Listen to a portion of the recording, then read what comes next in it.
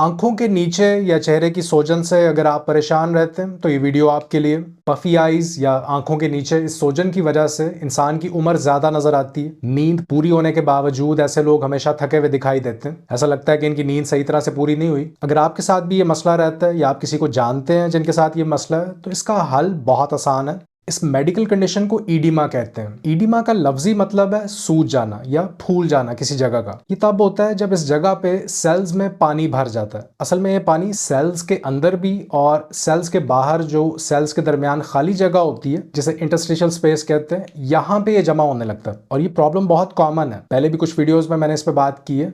असल मसला ये है कि ये एक्स्ट्रा पानी सिर्फ आंखों और चेहरे पे ही नहीं जमा हो रहा, ये तो आप देख पा रहे हैं, ये दिल में भी जमा हो रहा है, लिवर में, टांगों में, पूरी बॉडी के सेल्स में यही अमल हो रहा होता है। अब इसकी एक वजह लो प्रोटीन डाइट है। जब आप कम प्रोटीन खाते हैं तो खून के अंदर मौजूद पानी खून की नालियों में से निकल के बॉडी के सेल्स में जाने लगता है, जिसकी वजह से ईडिमा होता है। लेकिन ईडिमा की भी दो किस्में हैं, इडियोपैथिक और पैथोजेनिक। इडियोपैथिक का लफ्जी मतलब है अननोन कॉज। मिसाल के तौर पे किसी में ईडिमा है लेकिन कोई हार्ट प्रॉब्लम नहीं है, लिवर भी ठीक है, किडनीज के टेस्ट भी ठीक आते हैं, लेकिन सोजन फिर भी रहती है, तो इसे इडियोपैथिक ईडिमा कहते हैं। दूसरी टाइप है पैथोजेनिक ईडिमा। इसके पीछे कोई बड़ी बीमारी हो सकती है, जैसे कि लिवर डैमेज इतना बढ़ गया कि लिवर ठीक से काम नहीं कर रहा, इसे लिवर सिरोसिस कहते हैं। इसमें एक्स्ट्रा पानी पेट के अंदर वाली जगह में टिश्यूज की एक परत होती है जिसे पेरिटोनियम कहते हैं, इसमें जमा होना शुरू हो जाता है। कई दफा बाहर से ऐसा शख्स दुबला पतला नजर आता है लेकिन पेट बाहर निकला होता है, क्योंकि पेट के अंदर बहुत सा पानी इकट्ठा हो चुका होता है। लोअर लेग पे देखें तो टखनों के पास भी पिटिंग ईडिमा मिलता है। फिर उसके बाद डायबिटिक्स है, जिन लोगों को शुगर है, उनमें भी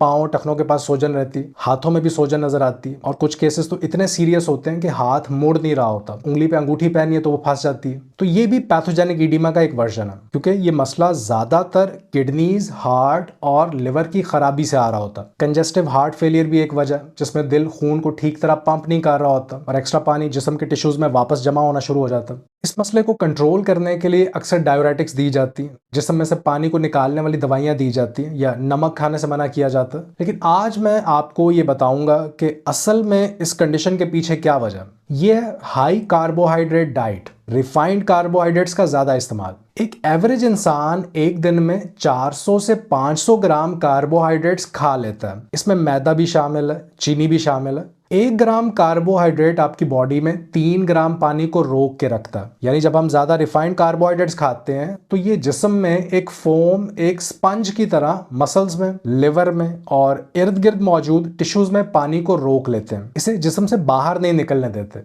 फिर कुछ लोग स्नैक्स के तौर पे खाने के अलावा भी दिन में कई बार फ्रूट्स खाते हैं। अब एक सेब में तकरीबन 19 ग्राम शुगर होती है, तो अगर आप दिन में 3 बार खाना भी खा रहे हैं और स्नैक्स में फ्रूट्स भी खा रहे हैं तो पूरा दिन इतने ज्यादा कार्बोहाइड्रेट्स खाने की वजह से आपकी इंसुलिन बढ़ी रहेगी और इस इंसुलिन स्पाइक की वजह से फ्लूइड रिटेंशन होता है। आप सिर्फ ये प्रैक्टिस छोड़ दें, लो कार्ब डाइट पे आ जाएं, तो ये जो एक्स्ट्रा पानी जिस्म में जमा हो रहा है ये बाहर निकलने लगेगा। और कोशिश करें दिन में सिर्फ 1 बार ही खाना खाएं। आप ओमैड प्रैक्टिस करें।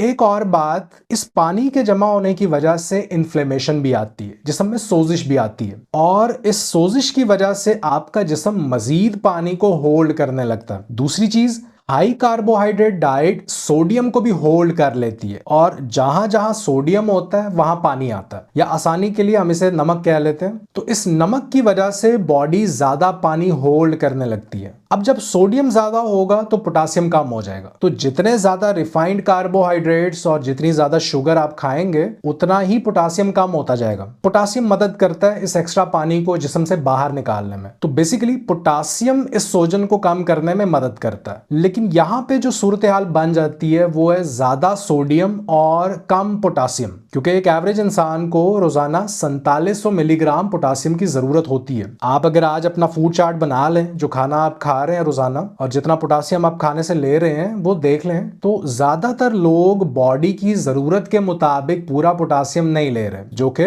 पूरा होना जरूरी है। माइक्रो न्यूट्रिएंट्स की लिस्ट में पोटासियम टॉप पे है। मैग्नीशियम हमें 450 mg चाहिए होता है, विटामिन सी 70 mg, कुछ स्टडीज में भी ये बात सामने आई है कि प्री हिस्टोरिकली पिछले वक्तों में average potassium daily intake 11,000 mg था। मतलब एक एवरेज इंसान रोजाना 11,000 मिलीग्राम पोटासियम खाने से ले रहा था। और वजह बहुत सीधी सी है, सादा खाना, रिफाइंड और प्रोसेस्ड फूड्स का ना होना। लोग सब्जियां, ताजा गोश्त, नट्स, सीड्स वगैरह खाते थे। ये गंदम और दूसरे ग्रेन्स तो बहुत बाद में आए हैं। पोटासियम आपको अंडों और गोश्त से भी मिलता है, दालों से भी मिलता है, लेकिन सब्जियों से ज्यादा पोटासियम मिलता है। तो एटलीस्ट सैलड का एक बड़ा बोल आप खाने के साथ जरूर लें। दूसरा, पूरे दिन में 50 ग्राम कार्बोहाइड्रेट्स काफी होते हैं। आप अगर 300 ग्राम कार्बोहाइड्रेट्स रोजाना खा रहे हैं तो आहिस्ता आहिस्ता इसे कम करें। इससे ये जो एक्स्ट्रा पानी जमा हुआ है ये आहिस्ता आहिस्ता जिस्म से बाहर निकल जाएगा। और ये सिर्फ आंखों या चेहरे का मसला नहीं है, ये आपकी अंदर की हेल्थ की तरफ से एक रेड फ्लैग है।